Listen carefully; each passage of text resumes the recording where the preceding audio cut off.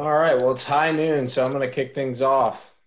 But thank you, everybody, for joining us. This is the Exit Advisors Small Business Weekly Town Hall Series. Steve was just asking us how long we've been doing it, and I think we kicked this off in early March. So we've come quite a long way without fail every week.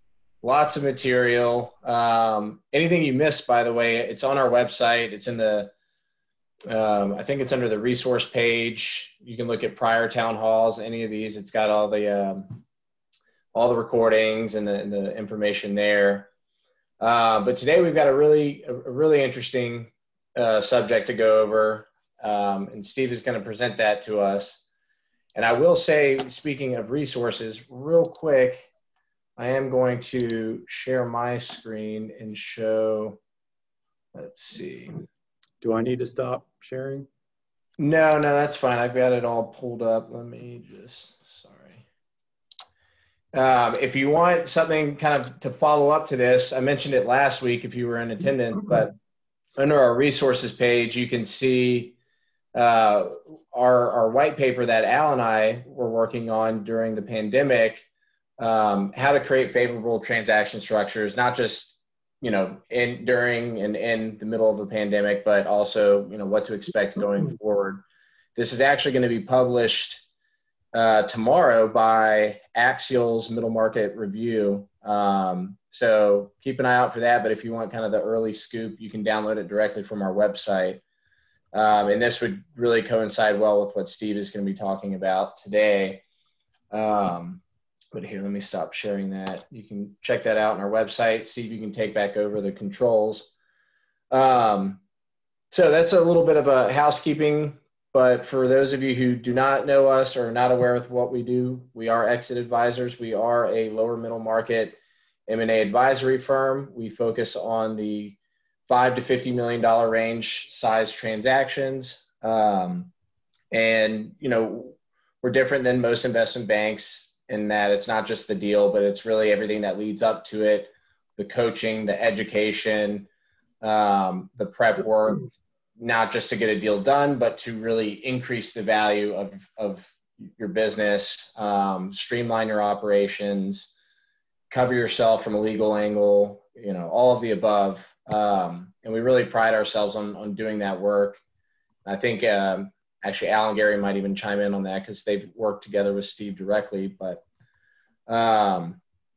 we really like to bring the kind of full package to our clients. And it is in consulting work. We do work with you months in advance, not just when you're ready to sell, but when you're ready to start thinking about selling. So keep that in mind going forward. Last thing I'll say before I pass it over to Gary, as usual, we've got the Q&A feature at the bottom. We've got the chat, and feel free to throw questions in as we're going. If you want to interject, raise your hand, and I can unmute your mic.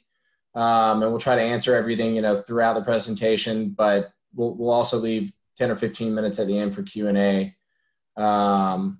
So without further ado, I'll pass it over to Gary, and he can kind of kick things off. Well, good afternoon, everybody. Good to have you on our town hall. I'm going to introduce Steve Kesten, who's going to present today on M&A transactions and how COVID has affected them, and even how the PPP loan could have an effect. But Steve is the head of a business group and a shareholder to Houston law firm Boyar Miller. And Boyar Miller is also one of our sponsors for our Entrepreneurs Organization, and have really assisted EO in so many ways in helping us with their facilities and obviously with their knowledge, presentations that they've actually made to Entrepreneurs Organization. He's got 30 years of experience, and he's actually been with the firm for 20 years. So I'm not sure if he's waiting to get the gold watch or what's going on there, but that's pretty impressive to be with someone that long. And Steve handles mergers and acquisitions. He specializes in that, private securities, private equity, and venture capital transactions. And I know people that he's helped and done an outstanding job. And I'm going to let Al kind of elaborate a little bit because he was involved in the transaction that Al talked about last week. So Al, if you can add some words of wisdom here. Yeah, thanks, Gary. And it was great to work with Steve. I could actually say it was a pleasure to work with Steve. And if you consider due diligence, two legal teams going at it, an international publicly traded company buying a local company, and all the battles of it. But Steve made it really a pleasure to go through a very complex transaction, and said it involved a publicly traded company, due diligence. They were international. Just did a fantastic job all the way along, incredible competence, efficient, and just really was a joy to work with. And we got through the transaction and got to closing, which doesn't always happen. And we got into some pretty tough times as the energy markets started to turn south a little bit and everything. But Steve handled it and was just great to work with. And I would highly recommend Steve if anyone considering a transaction attorney or anything in that area as well. I know Boyar Miller also has a team of other attorneys and that we worked with over there as well. So Steve, we really thank you for taking your time and sharing your expertise today with our guests. Thank you. Yeah, absolutely. You sure are welcome. So appreciate all the kind words. I feel like I'm in a bit of a reunion here with Al and Casey. It's been a long time since we did that transaction. Gary had asked Al to say some good things that happened in the transaction. Well, the best thing that happened in the transaction was that it closed, and very successfully. Our client was very happy, and in fact, we were just talking about some additional things that came out of the transaction that were probably a little bit unexpected from a tax perspective, and that actually taught me a lot about something that's not part of this particular discussion, but something we can talk about maybe in the future, but how to structure a transaction to avoid some tax on your gain. So for today, however, I titled my talk, what's changed in the world of selling your business? The short answer is that a whole lot has changed, and yet a whole lot hasn't changed. But what I really want to focus on today is talking a little bit about how private equity reacted to the pandemic when it started earlier this year, give everyone a little bit of a feel for what's going on in the M&A markets generally as a result of the pandemic. We've got data from the first quarter and the second quarter that I'm going to share with you. Also want to talk about how, in my view, the pandemic has sort of created two classes of sellers, and I call them the haves and the have-nots, and I'll explain a little bit more about what that means. And then finally, I want to talk about the M&A sale process generally two ways. Two things. One, what you can do to prepare now for a potential sale in the near future or in the future. And then finally, how COVID has impacted the sale process from a legal perspective. So let's get started. So how did private equity react? Well, private equity over the last 25 years has been a game changer for the M&A industry.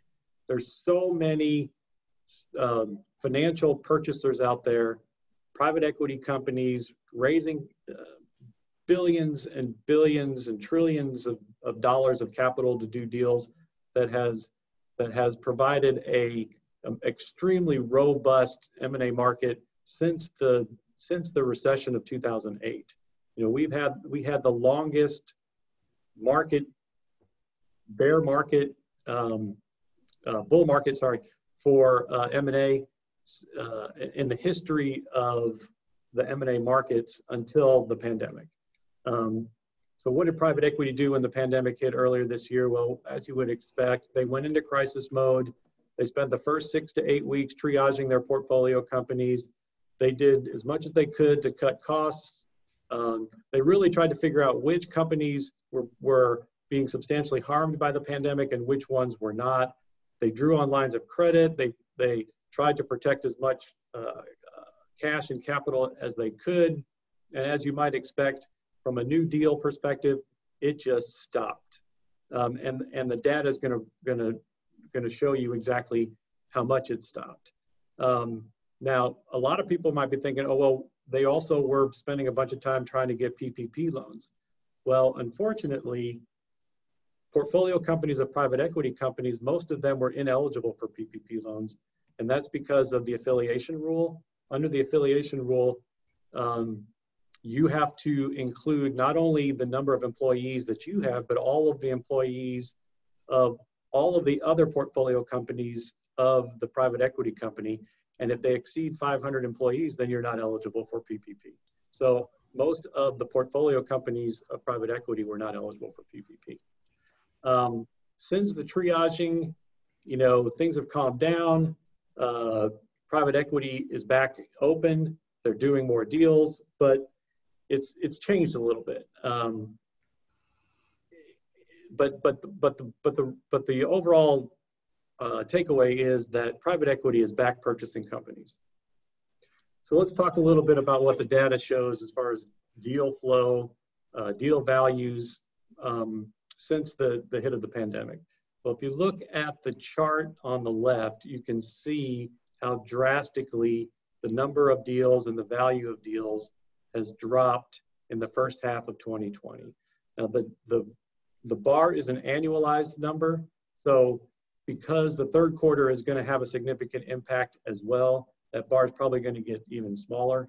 But you can see that there's been a significantly less number of deals, and the value of those deals has gone down in the aggregate. If you look at the chart on the right, you can see in the dotted box, which I consider the lower middle market size deals, you can see how drastically the numbers have been reduced in the first half as compared to annualized numbers. Gary, did you have a question? No, just unbelievable how much it's down. Yeah, anecdotally, I've heard that private equity companies are much more involved, much more engaged in buying companies in the third quarter. I've heard that service providers are much busier, so activity has come back in the third quarter, but the first two quarters were so amazingly down that I don't think we're going to get close to what we were in 2019. Now, the good news is that there's still a ton of money out there for private equity to do deals. Although the fundraising has gone down in 2020, which is what you would expect, 2019, in the graph on the left, you can see that was the best fundraising year ever, or at least in the last 10 years. And that the total dollars of dry powder are in excess of 700 billion, not including what was raised in 2020. So there's plenty of money out there. As I mentioned before, private equity has been a game changer for the M&A markets. And it's provided so many more buyers that processes that are being done by Al and exit advisors, I presume that you're getting so many more potential or prospective purchasers getting involved in the process, which is only leading to a more robust auction and likely a higher purchase price for your clients. So now that we know what's going on in the market, we know the deal flow is down, but an interesting thing is that the valuations for deals has not really gone down. And why is that? My belief is that the pandemic has caused sellers to be bifurcated into two groups, the haves and the have-nots. And the haves are the companies where COVID and the pandemic has not seriously affected them. They have a clear path forward. They still have great outlook. They didn't have a significant dip in earnings. And there are some that even are benefiting from the pandemic. These companies are still viable, and if they were for sale prior to the pandemic, those deals are getting done now. And that, in my view, is the reason why valuations are not going down. It's because the companies that are not seriously being affected by COVID are the ones that are getting sold right now. The have-nots, on the other hand, are the ones that have been impacted. So what are they supposed to do right now? Well, if they were for sale prior to the pandemic, the likelihood is that the deal stalled. And because there's no clear path to clear path to normalcy, then either the company is going to have to take a discount on their enterprise value as a result of that, or they're going to have to wait. Now, I've been involved in a number of deals that have closed through the pandemic, and I wanted to give you an example of one that I think is a great example of a company that was a have. And it follows a typical story where the LOI was accepted for this particular deal in February. COVID hit the US late February, and the country sort of shut down in early March. The buyer stopped proceeding with its due diligence. And the exclusivity period ended in April, but it became really clear pretty quickly that this company was not going to be seriously affected by the pandemic. The business is commercial landscaping, architecture, and services business. So they do the architecture of the landscaping for big buildings, big complexes, and then they also do all the servicing of them. Luckily, their crews did not get infected, but they had an expectation that there were going to be crews that got sick, and they were going to have to pay overtime for other crew members or hire new crew members. So they did apply for a PPP loan, and they received one. In May, when it became clear that the company had not been seriously affected, the private equity buyer came back to the table. We continued the negotiations. We completed due diligence. We negotiated the purchase agreement, and there was really no significant changes to valuation. Just as I mentioned earlier, valuations did not dip for the haves, and this is one of the haves. The one thing that did change in the deal, which was a little bit unexpected, is that the private equity buyer was not able to locate as much debt as they had hoped to. So the seller had to take a little bit more seller debt. The financing that was located only provided 1.5 times EBITDA on the transaction, when historically, EBITDA multiples for debt can be as high as 3 times EBITDA. We closed the transaction in June. I'm going to talk later about how the PPP loan has really brought complexity to the process, but this particular deal, it did not. And the reason is that the PPP loan proceeds were never used by the borrower. They put proceeds in a segregated account, and then before we closed, the private equity purchaser required that we pay back the loan in full, which we did.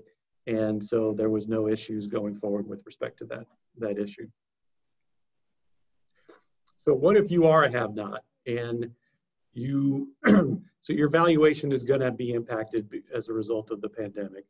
And why is that? Well, one is that if you've been impacted and it's affecting your earnings, then if you are valued on a multiple of historical earnings, then clearly your valuation is going to go down. Another thing, as I mentioned, another thing, as I mentioned in the transaction that I just described, debt, which is the linchpin for M&A transactions, the more debt that you can get on the transaction, particularly for a private equity purchaser, the more the private equity purchaser is going to pay for your company.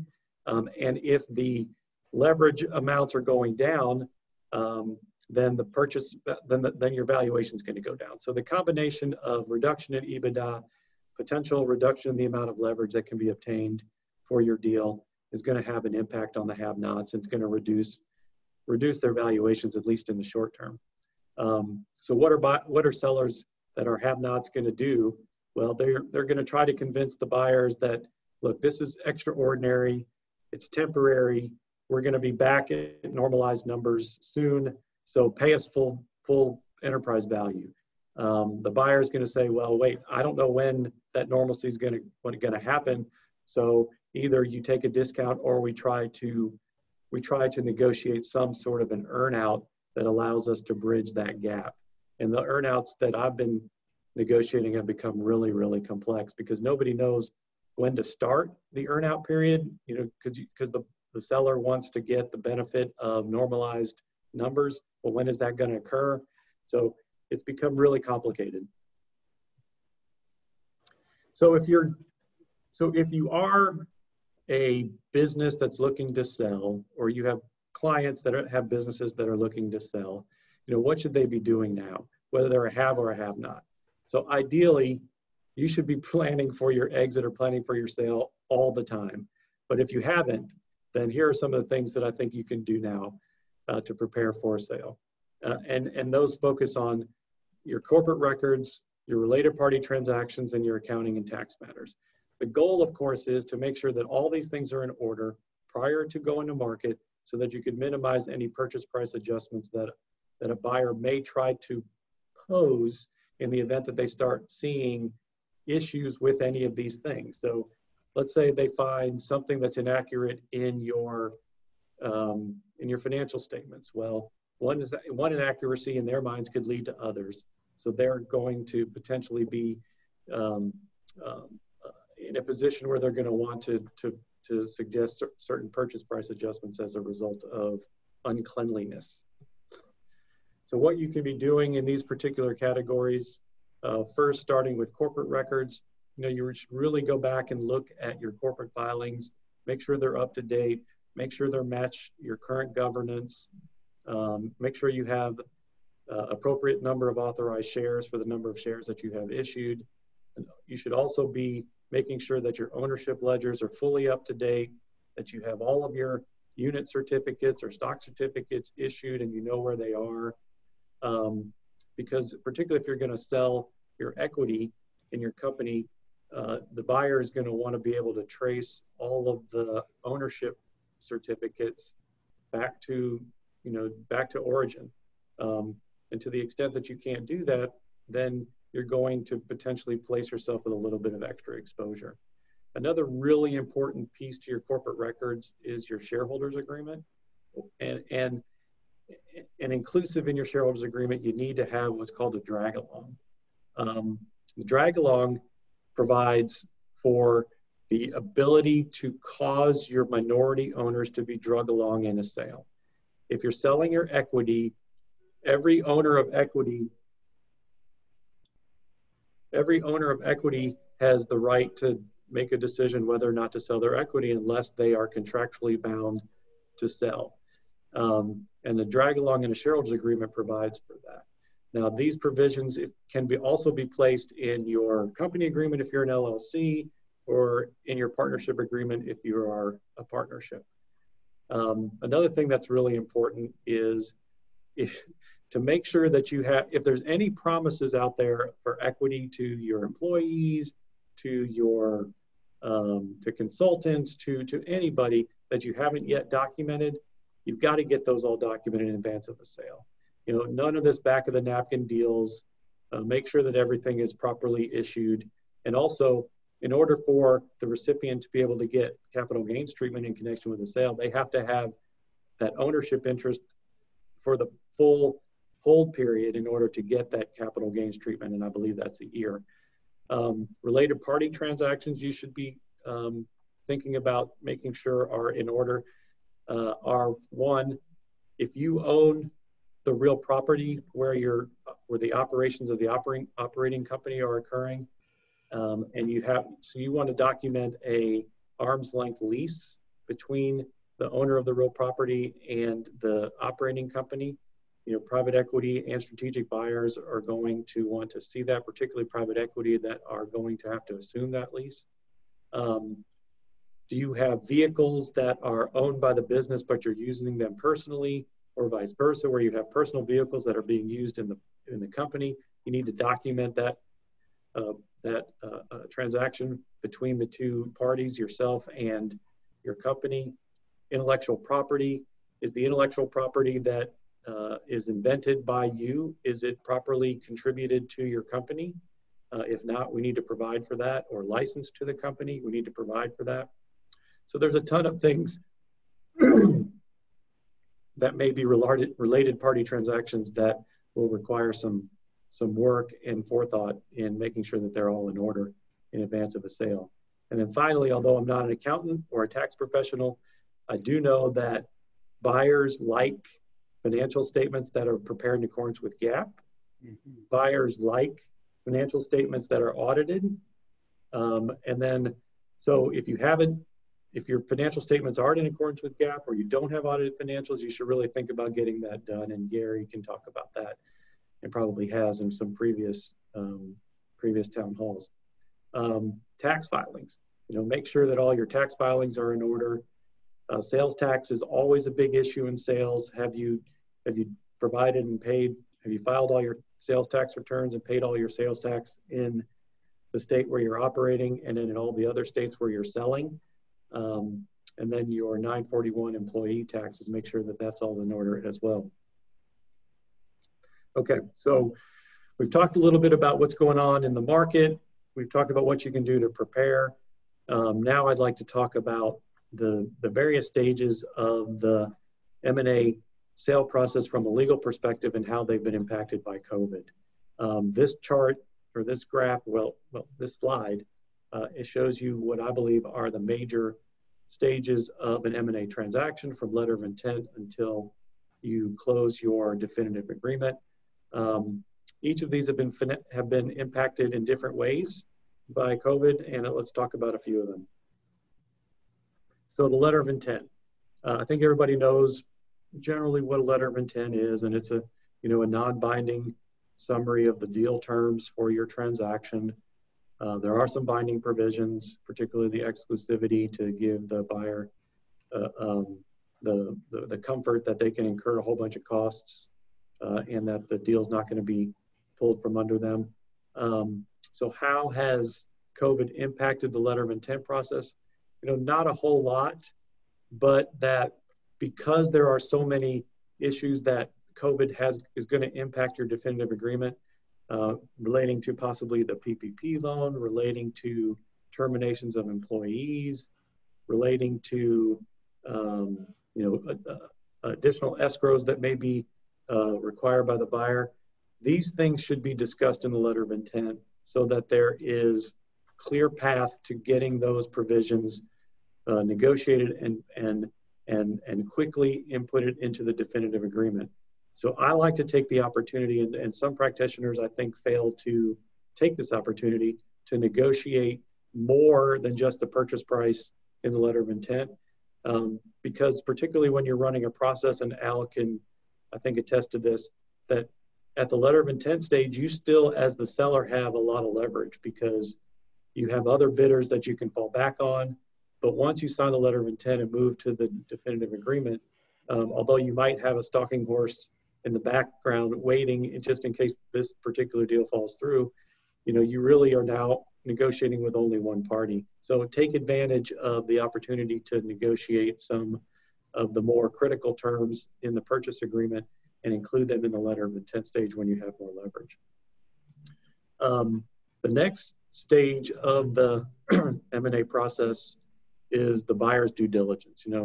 After the letter of intent is executed, the buyer then does its deep dive diligence review of the data room. There's management meetings. There's quality of earnings prep prepared for the buyer, and COVID has impacted this in a number of ways. First, in the way that due diligence is being conducted. As you can imagine, there's less travel being done, so there's less face-to-face management meetings, there's less dinners, there's less opportunity to socialize. So there's less opportunity to really get to know your buyer, at least from a personal perspective. I think more and more is happening on Zoom, so that's good. More and more is happening where people are starting to travel again, but the teams that are traveling are smaller, and the time that's spent with the seller is much less than there had been in the past, where you might have people come in for 2 days, they'll come in now for a couple hours and fly back. The other way that COVID has impacted due diligence, in my view, is that the buyers are scrutinizing things that they hadn't maybe to the same degree in the past. Well, one, of course, is going to be relative to the PPP loan.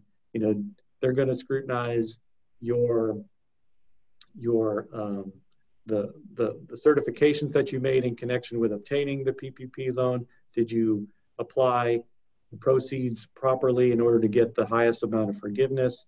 And then also, during the pandemic, as a operating company, did you possibly cut a few corners here and there in order to preserve cash? And did you maybe delay payment to your creditors? And did you possibly breach contracts in that event? So there are going to be some scrutiny, additional scrutiny there. And then I think finally, any terminations or furloughs, did you properly follow appropriate employment law in connection with those actions? Because if you didn't, then there could be lingering liability associated with that a buyer is going to be subject to. The next stage, which is the definitive agreement, it's been impacted by COVID in many of the manners that I've already talked about. One of the things that I'm seeing is that for issues related to the pandemic, buyers are wanting more escrows or larger escrows to deal with the possibility of losses being incurred after the closing that were the result of things that were done prior to the closing in reaction to the pandemic. As I mentioned, for the have-nots, there's going to be greater provisions for earnouts in the definitive agreement, complicated earnout provisions that are going to be negotiated. There'll be some additional representations and warranties relating to employment matters, relating to the PPP loan. Your indemnification caps may go up a little bit as a result of the impact of the pandemic.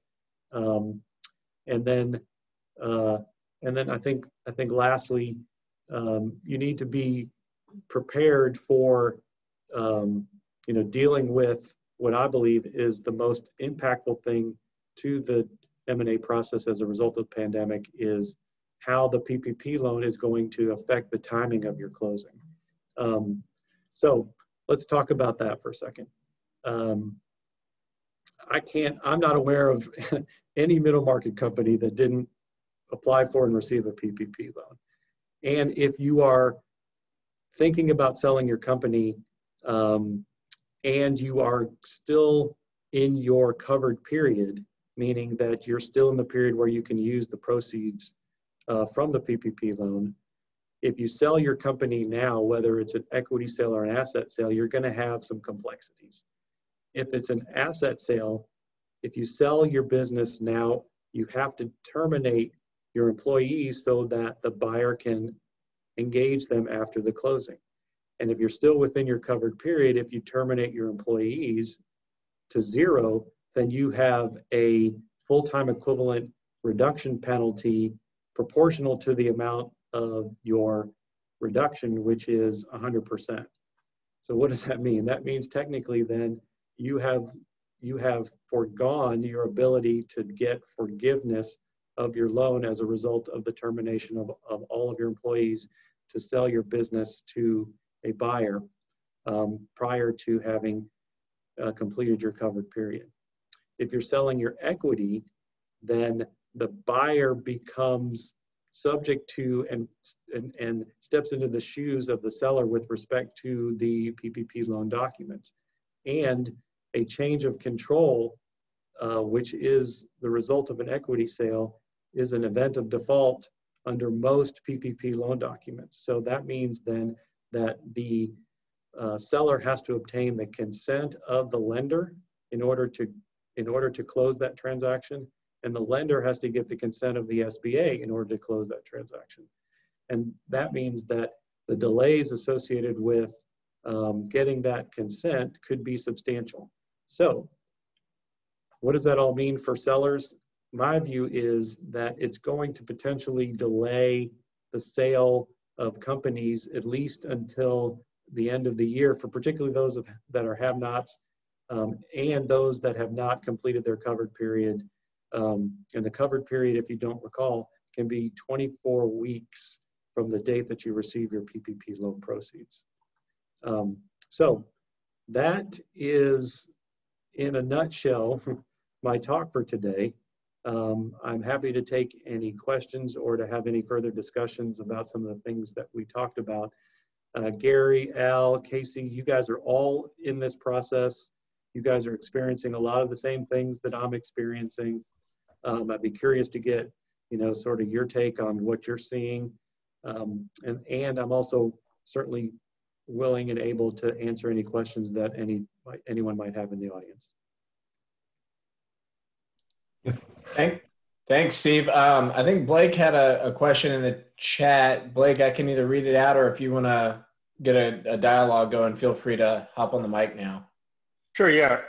If I'm remembering correctly, at the chart from the beginning of the presentation that showed, the big decline in deal volume across, a bunch of ranges. I think the lowest yeah, that one. The undisclosed, okay, I think I misremembered it, but the undisclosed range at the very bottom did go up, at least annually. Do you have a sense for why that is?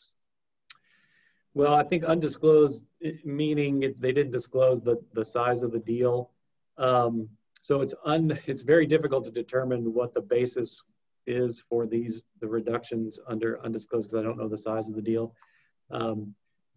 So I really can't speculate, but it's interesting to see that, well, and unfortunately I can't see all of it because I have your pictures up. So let me see if I can get rid of it. Yeah, but you're right. It is interesting to see that the deal flow is not reduced quite as substantially as some of the others. And I think there's a typo there that should be a negative 13.5. Ah, okay. And then kind of a related question. I think you also said that you were seeing that like the sale prices have not really changed that much, I guess, at least for the deals that are still happening, but that the earnouts have gotten really, I guess, cumbersome. So are you seeing that the total value, including the like if the whole earnout is paid, that total amount has stayed the same, but then the earnouts have, basically compensated for all the COVID risk? Yeah, that's a good question. It's really hard to tell. The data that is telling us that deal values have not gone down only relates to the first and the second quarter. And I'm pretty confident that in those quarters, the deals that were getting done are only the halves. So there probably wasn't a significant amount of complex earnouts for those because there wasn't a need to try to bridge a gap between what the seller believed the value of the company was and what the buyer believed the value of the company was. Steve, do you think that could have been like a timing issue too, where those were deals that were already kind of well in, under the... Yeah, exactly. And yeah, compared exactly to the deal that I closed in June, where we started before we had the shutdown and then completed it in June. I suspect that a lot of the deals that closed in the second quarter were very similar because, as Alan, Casey, and Gary can attest, the process can take anywhere from 90 to 120 days, and that doesn't even include the time that is spent to create the confidential information memorandum and for the investment banker to do all of its work to obtain indications of interest and then solicit letters of intent. So the likelihood that a deal started, mid second quarter and closed by end of second quarter is pretty remote. Hey, Steve, I'd just like to add that, your findings were exactly what Andrew's and I's were pretty much. And also from a theoretical standpoint, I like the way you describe have and have nots. We talk about standard deviation, right? So those that were impacted, and had the COVID risk or more risk, they really took a bigger impact on valuation and the marketability of the business. And those that didn't, they actually stood out a little bit more in the marketplace. So if you look at valuation from a theoretical standpoint, right, it's discounting the cash flows for the risk. And as you look at COVID and the uncertainty, that added to it in a lot of potential transactions or valuations, and it impacted value. And others that didn't, it was a risk that really wasn't an impact. My second point is you're exactly right on mitigating the risk. And what we've done, the deals that we've gotten back on the table, the sellers have said, look, it's going to come back. We're confident it's going to come back. And the buyers have said, well, fine, if it comes back, then we'll pay full value for it. So we took less, maybe a little less up front. The valuation stayed the same, but the earnouts were based on the assumption that it would return back to pre-COVID conditions. And I guess we had some haves and have-nots. So our haves were confident that it would, and they took the deals.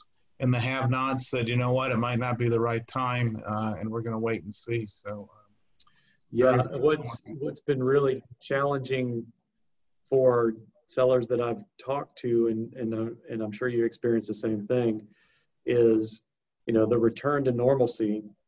When is that going to be? Earnouts can't go on forever, right? Yeah. So you might get a 2-year earnout, but if normalcy doesn't happen until second, third quarter next year, you know, you've only got the potential of maybe a year and a half, or potentially even less to earn your earnout.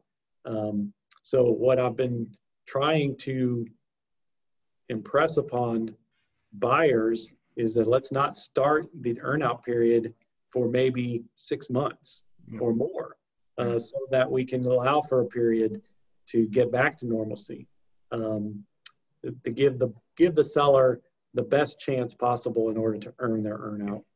Yeah, exactly. We actually did one where they have the option, if it returns back to normal next year, then they can take that. If it lasts another year, they can actually go into 2022. And we just simply structured the deal and said, okay, if we return back to 80%, then you get 80% of the value, 85%. And if you want to wait another year and take a chance that it goes back, then you have that year. I think the important thing to realize is most private equity groups and investors, they want it to return back to normal. I mean, they'd rather pay full price for it, right? It's a good thing.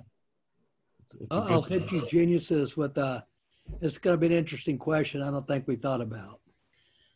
What about the companies that have really spawned a lot of business from COVID? Okay, so you've got companies like Zoom, and you've got people that, you know, I guess masks and ventilators and all kinds of different things that's really applicable to the pandemic. How do you see those values trending down, or what do you see in that? Good question. Well, I have one example that I can fall back on. One of my clients is they manufacture big signs, and that business really dropped off. But they were able to pivot their manufacturing facility to start doing PPE. So they were doing masks and dividers, and they actually are making more money now than they were selling signs. But they're also noticing that their industry, that a number of the companies in the industry that couldn't pivot are really seriously impacted. And so what their plan is to take all the proceeds from the PPE sales and invest them back into the company and try to acquire some of these struggling competitors that will ultimately cause their enterprise value to increase. They're not on the market, and I don't think anybody would be particularly interested in buying them based upon their current cash flow and earnings that were generated from the pivot to the manufacturing of PPE, because that's temporary, and the company realizes it's temporary, so they're not banking on this being their normalized activity.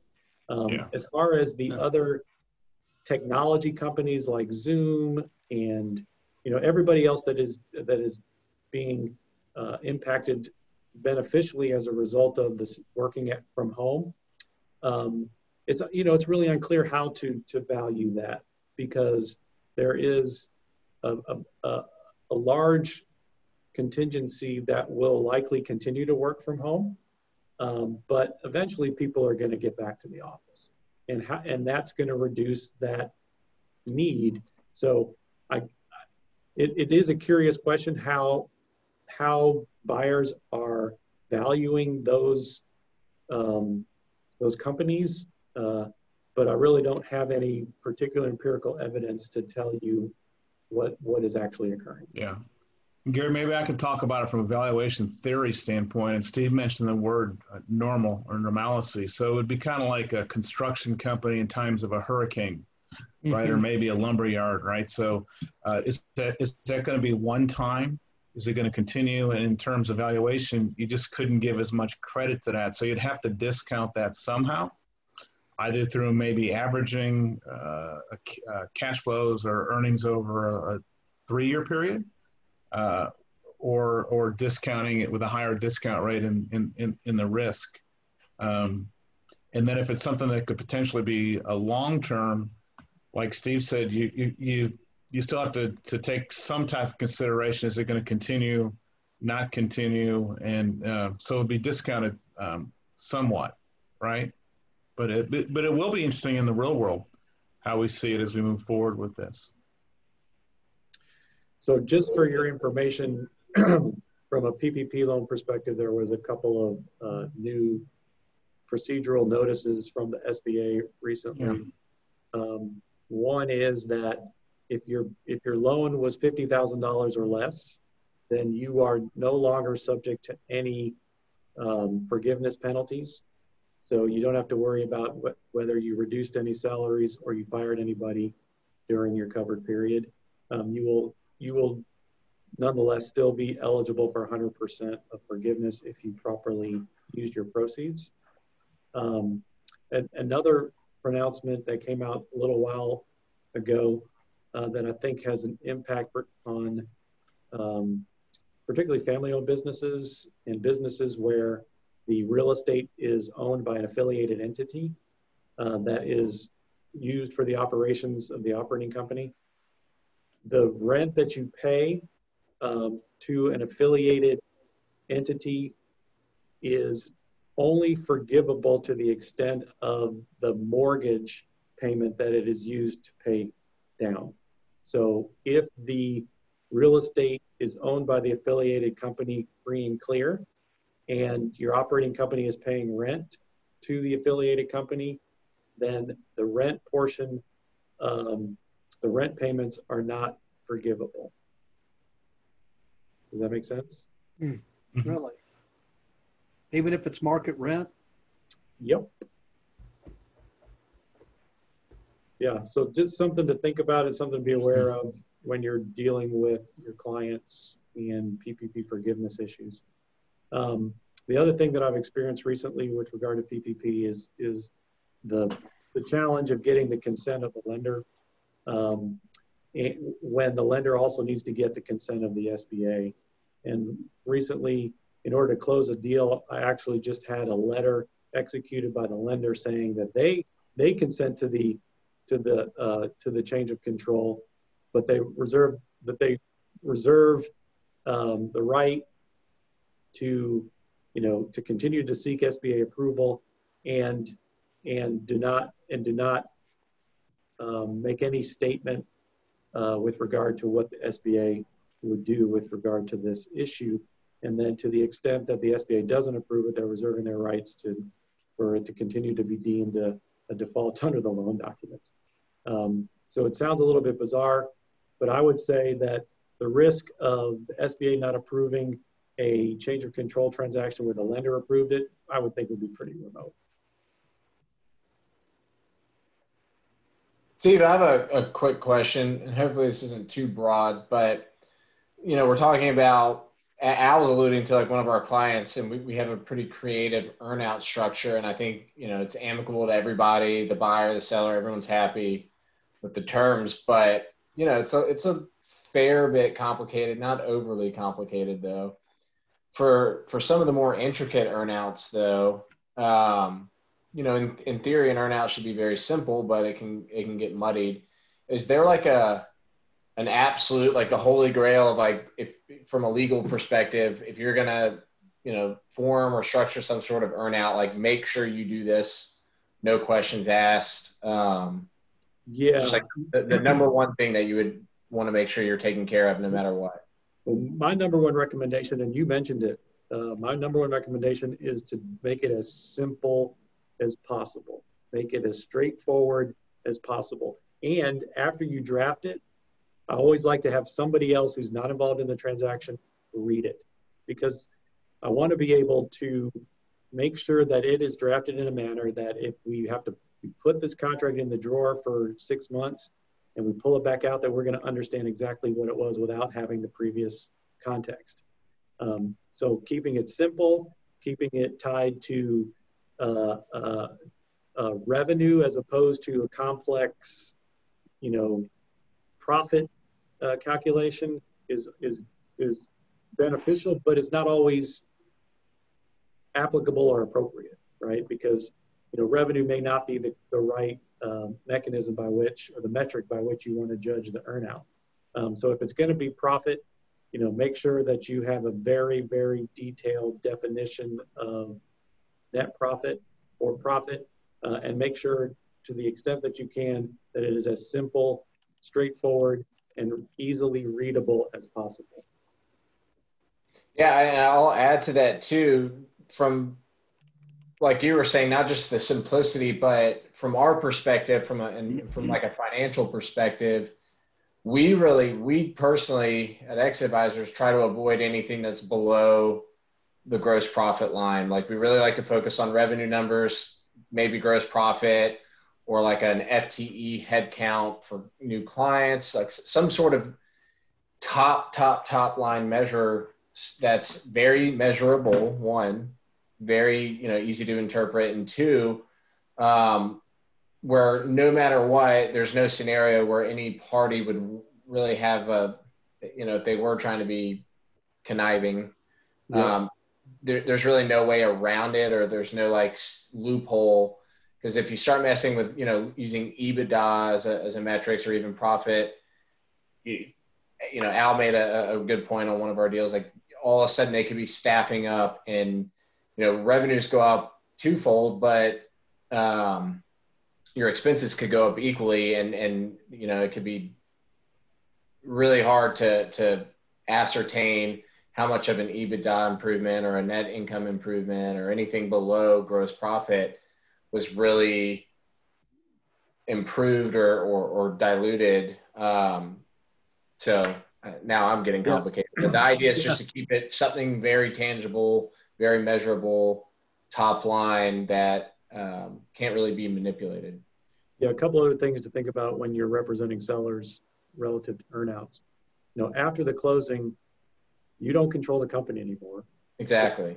So you need to negotiate restrictions on the buyer vis-a-vis your ability to earn your earnout.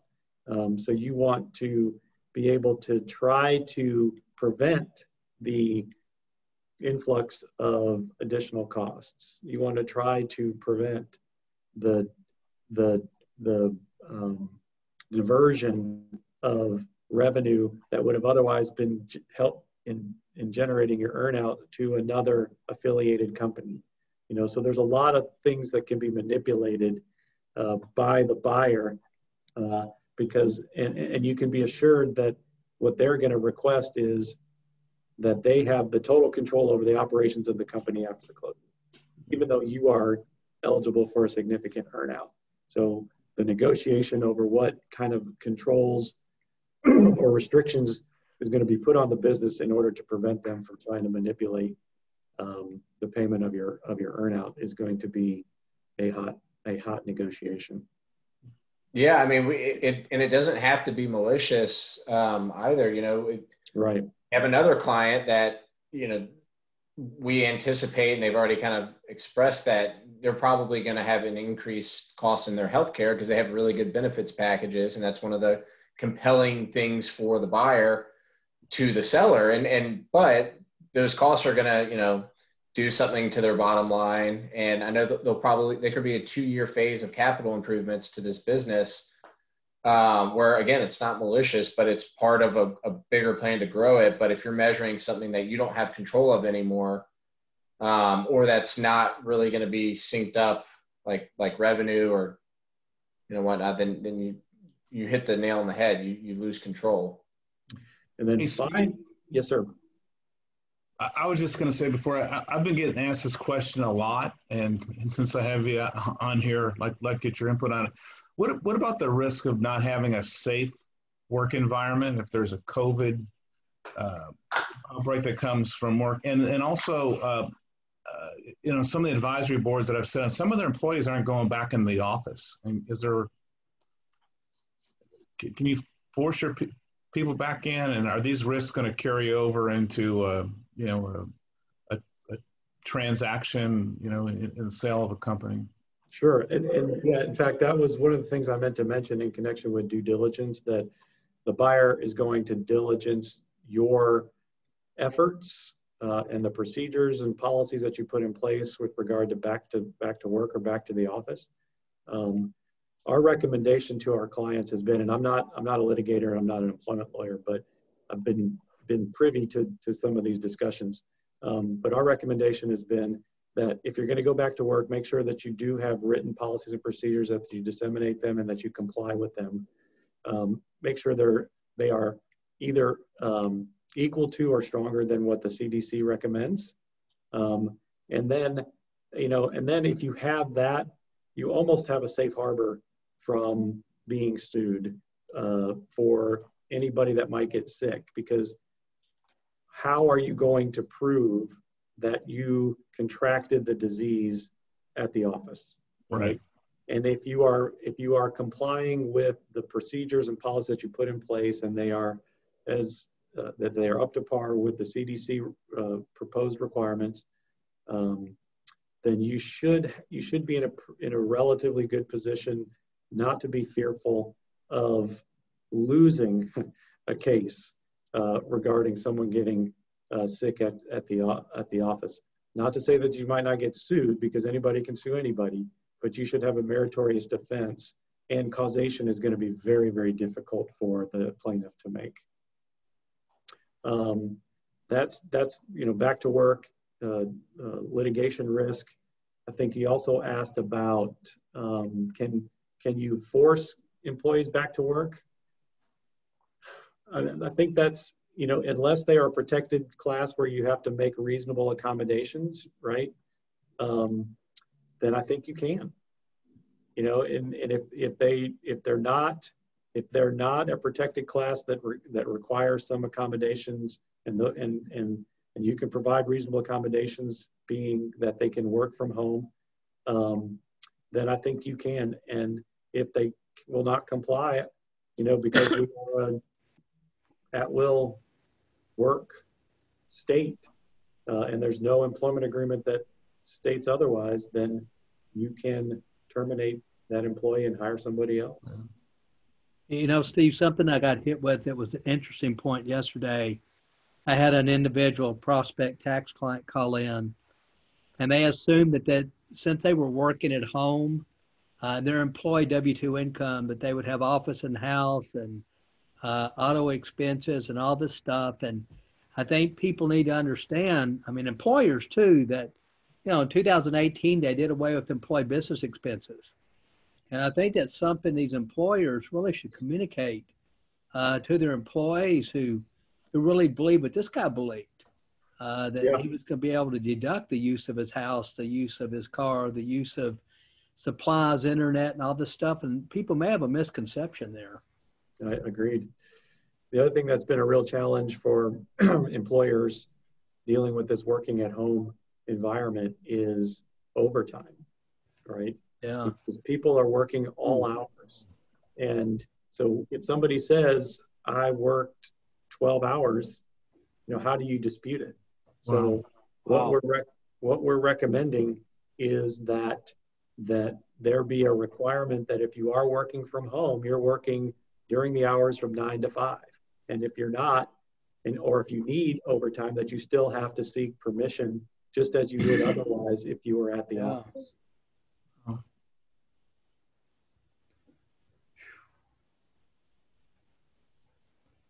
A lot to digest, yeah. Well, we just hit 1 o'clock, so we'll let people get back to their work days. Make sure that you're logging your hours correctly. Right. But thank you, Steve. This is great. Thank you, Steve. And, fantastic.